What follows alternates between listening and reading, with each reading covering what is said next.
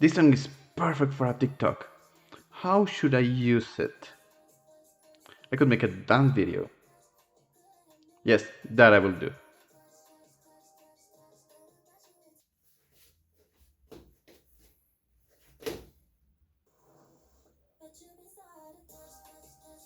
Now I remember I don't know how to dance. Maybe I can make an animation. What if I use an IA? I think that would make a really good YouTube video. I could always animate it from scratch. What do I want? The easy path or the slow and complex process?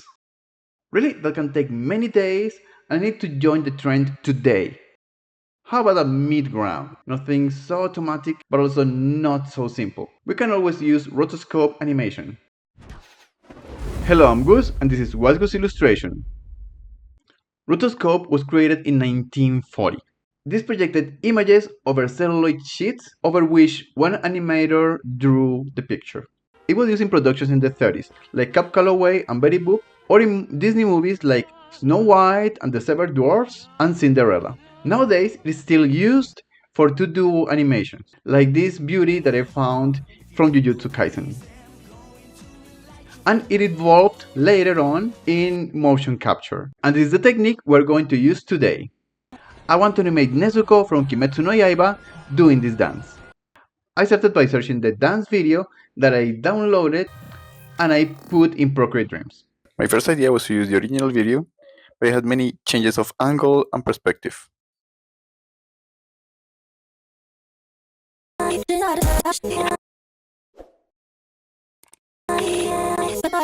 Before I start, I'm going to mute the clip. This sound is going to drive me crazy. We only have to go to the animation head, choose the filter option, and in the lower part we found the volume option. With that we can mute the clip or adjust the volume the way we want. Now I just need to copy and color every frame of the video.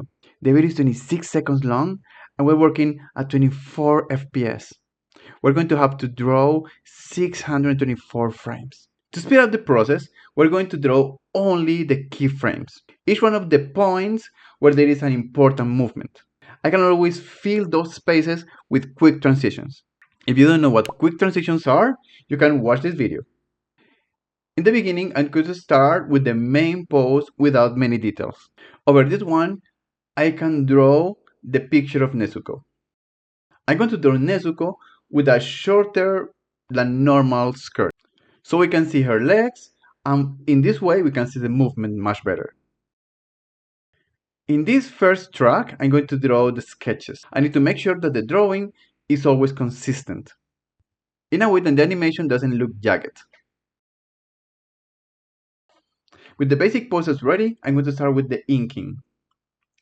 I know I'm going to repeat the head many times, so this is the first thing that I'm going to draw. With the different head poses, I'm going to copy them wherever necessary.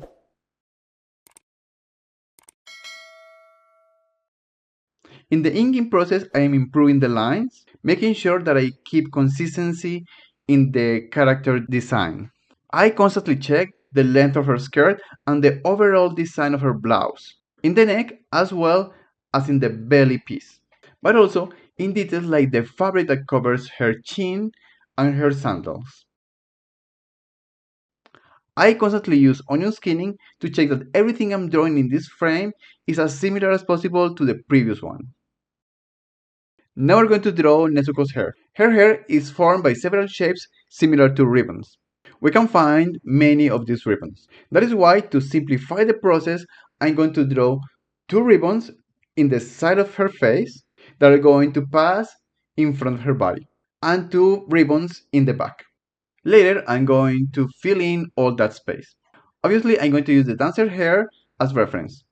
I'm going to use a broad brush, so every strand of hair is drawn as one element.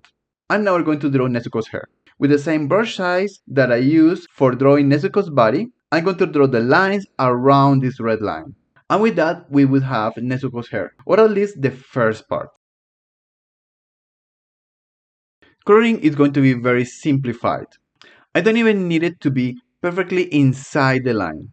Sometimes the coloring is not going to reach the line, Sometimes it's going to go beyond it.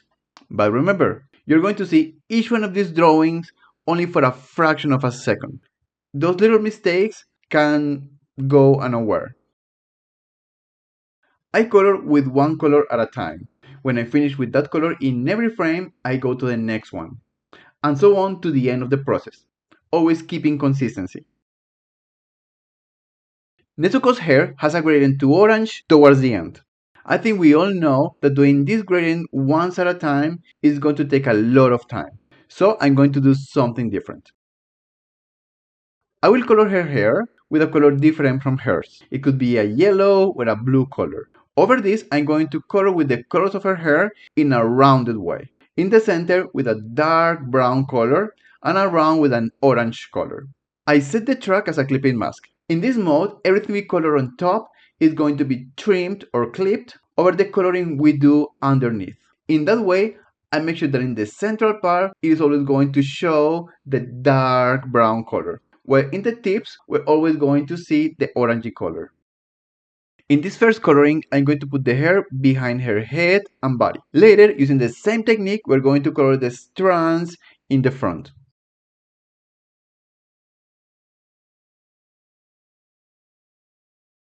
I created some quick transitions for the biggest movements. I try to reuse previous drawings.